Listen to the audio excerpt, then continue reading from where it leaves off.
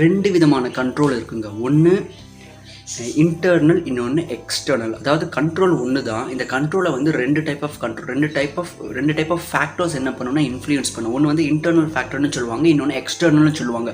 இன்டர்னலில் 3 விதமான விஷயங்கள் இருக்குது, எக்ஸ்டர்னலில் 3 விதமான விஷயங்கள் இருக்குது. இதை நம்ம சரியாக பண்ணோம் அப்படின்னா என்ன ஆக ஆரம்பிக்கும் அப்படின்னா சூப்பராக வாழ்க்கை கண்ட்ரோலில் இருக்கும். நம்ம வாழ்க்கையும் நம்மக்கிட்ட கண்ட்ரோலில் இருக்கும். மற்றவங்க வாழ்க்கை நம்ம கண்ட்ரோலில் இருக்க வைக்கணும்னு ஆசைப்படவே மாட்டோம். நம்பர் 1 இந்த ஆக்ஷன்ஸுங்க. நான் என்ன பண்ண போகிறேன், என்னோட செயலை மட்டும்தான் நான் கண்ட்ரோல் பண்ணுறதுக்கு ட்ரை பண்ணுவேன்.